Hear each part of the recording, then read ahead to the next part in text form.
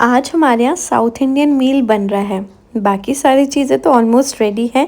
अब मैं मेदू वड़ा बनाने की तैयारी कर रही हूँ, तो सोचा चलो आप सभी के साथ भी रेसिपी शेयर करती हूँ। यहाँ पर उड़द की दाल को मैंने रात में ही भिगो कर रख दिया था। अच्छी तरीके से फूल गई है उड़द की दाल। ये धुली हुई उड़द की दाल है, मतलब इसके ऊपर छिलका नहीं लगा हुआ है, वो वाली हमें यूज़ करनी है। अब अच्छी तरीके से पूरा पानी छान लेंगे और फिर ये दाल हमारी जाएगी मिक्सर ग्राइंडर जार में, क्योंकि इसे हमें पीसना है। यहाँ पर जब हम दाल पीसेंगे तो दाल को बिल्कुल महीन नहीं करना है, हल्का, ज़्यादा दरदरा भी नहीं, हल्का दरदरा हम दाल को रखेंगे, जिससे कि जो मेदू वड़े हमारे बने उसका जो टेक्सचर आए, जो टेस्ट आए वो अच्छा आए। तो चलिए इसे पीस लेते हैं। अब मैं इसे पीस रही थी तो मुझे लगा पानी तो मैंने पूरा छान लिया, अभी इसमें थोड़ा सा पानी की ज़रूरत है। तो उस केस में आप बिल्कुल जो चिल्ड वाटर होता है उसका इस्तेमाल कीजिएगा। अगर चिल्ड वाटर नहीं है तो थोड़ा सा आइस क्यूब्स डाल के पानी को ठंडा कर लीजिए, फिर वो पानी यूज़ कीजिए। क्योंकि मेदू वड़ा के जब हम दाल पीसते हैं तो दाल गर्म होने लगती है, तो दाल गर्म नहीं होनी चाहिए, कोशिश हमें यही करनी चाहिए। जैसे कि आप दही बड़े भी बनाते हैं ना, तो उस केस में भी दाल ज़्यादा गर्म नहीं होनी चाहिए। दाल ज़्यादा गर्म हो जाती है ना तो आपके वड़े फूलेंगे नहीं, तो फिर अच्छे नहीं बनेंगे। और ये देखिए, गाढ़ी दाल होनी चाहिए, जितनी गाढ़ी आप रख सकें। इसलिए अगर पानी जितना कम आप डालें उतना ज़रूरत है उतना कम डालिएगा।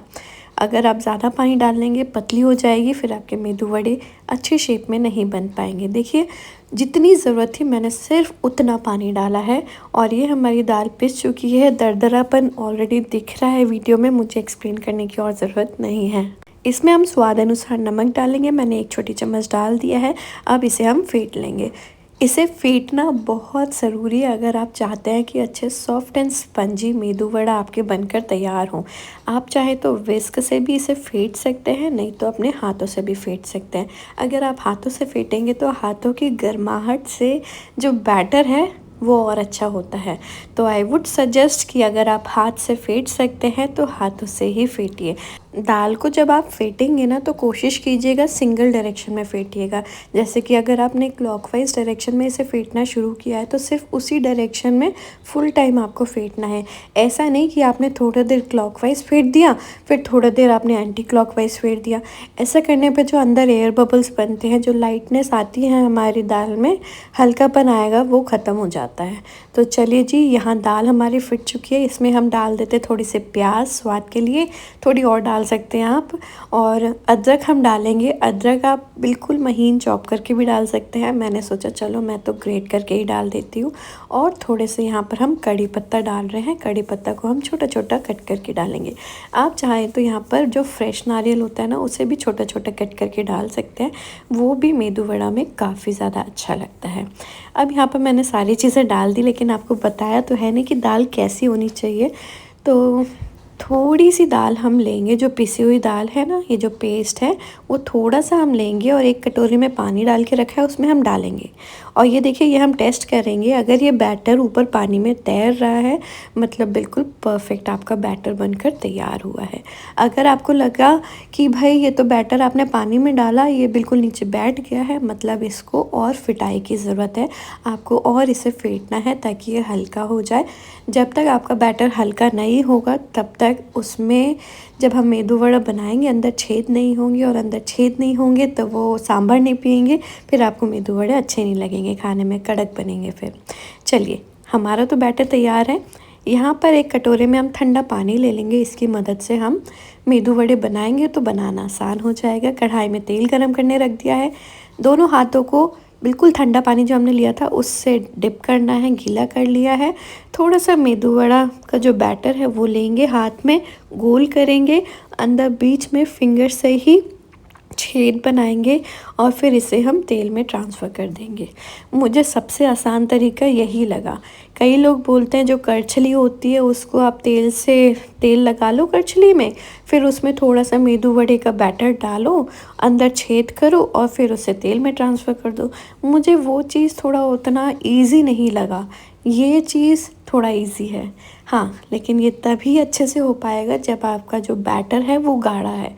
अगर बैटर जो है वो थोड़ा सा पतला हो गया है, उस केस में इस तरीके से नहीं हो पाएगा, क्योंकि ना फिर वो फैलता है। तो एक छोटी सी टिप है, अगर आपको लगता है कि आपका जो मेदू वड़े का बैटर है वो गीला हो गया है, पतला हो गया है, उस केस में जो बिल्कुल महीन वाली सूजी होती है ना, वो आप इसमें थोड़ी सी डाल दीजिएगा, तो जो कंसिस्टेंसी है वो थोड़ी एडजस्ट हो जाएगी। और ये देखिए मैं किस तरीके से मेदू वड़े के ये शेप दे रही हूँ। और ये गया तेल में। देखिए ऊपर आपको फिंगर्स के जो स्पॉटिंग है वो तो थोड़ी थोड़ी दिखेगी ही। हाँ, अब बात करते हैं इन्हें सेकना कैसे है। गैस की फ्लेम को हमें मीडियम पे ही रखना है, ज़्यादा हाई नहीं रखना है। ज़्यादा हाई रखने से अंदर से सिकेंगे नहीं। और आप सोचें कि बिल्कुल हल्का गरम तेल में आप इन्हें सेक लें तो मेदू वड़े बहुत ज़्यादा तेल पी लेंगे। तो आपको मीडियम फ्लेम पे इन्हें सेकना है। पहले मीडियम फ्लेम पे सेक लीजिए, जब अंदर से सीख जाए ऊपर कलरिंग लाने के लिए हल्का सा मीडियम टू हाई फ्लेम आप कर सकते हैं। इस तरीके से आप इन्हें इत्मीनान से सेकिए। तेल में जितने आ जाए, ओवरक्राउड कर देंगे ना तो भी अच्छे से नहीं हो पाएगा, क्योंकि सारे मेदू वड़े तेल में अच्छी तरीके से डिप होने चाहिए। ऊपर अगर ऐसे ही बिना तेल के निकले रहेंगे तो अच्छी तरीके से नहीं सीखेंगे। जैसे ही सीखने लगेंगे ना, ये बिल्कुल लाइट होते जाते हैं और तेल में ऊपर तैरने लगते हैं। तो बस आप इन्हें टर्न कीजिए, हल्के हाथों से टर्न कीजिएगा। और जब आपको लगे कि हाँ ऊपर वाली लेयर सूख गई है, फिर इसे टर्न कीजिएगा, क्योंकि अगर गीले में आप टर्न करेंगे तो वो कढ़ाई में लग जाता है। तो चलिए, इस तरीके से आपको ये सारे मेदू वड़े सेकने हैं। और काफ़ी बढ़िया मेदू वड़े बनकर तैयार हुए थे। घर में सबको बहुत ज़्यादा पसंद आए थे, सब ने बहुत तारीफ़ की थी। आज जो हमारे यहाँ ये साउथ इंडियन मील बनने वाला है, आज गेस्ट आने वाले थे घर में, तो मैंने सोचा चलो आज मैं साउथ इंडियन मील रखती हूँ। तो आज इडली सांभर, 2 तरीके की चटनी और डोसा बन रहा है। और साथ में मैंने सोचा चलो मेदू वड़े बना लेती हूँ। थोड़े बड़े लोग भी हैं और मुझे ऐसा लगता है बड़े लोगों को मेदू वड़ा जैसे ज़्यादा पसंद आता है।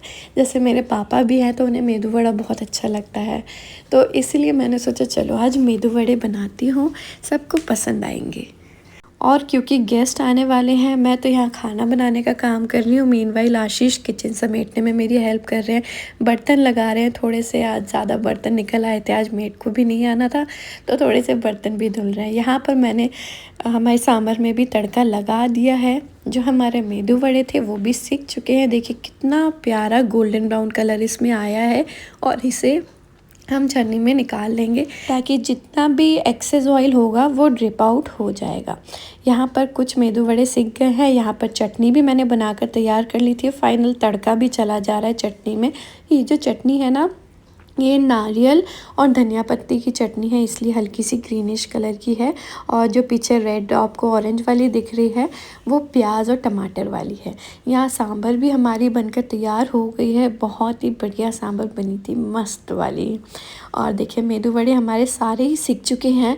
देखिए कई बार क्या होता है ना, तेल काफ़ी ज़्यादा पी लेते हैं, उसके बाद आप जब छन्नी में रखें तो काफ़ी ज़्यादा तेल नीचे प्लेट में होता है। लेकिन देखिए यहाँ पर प्लेट में बिल्कुल ज़रा सा है, मतलब ज़्यादा तेल पिया नहीं है हमारे मेदू वड़े ने।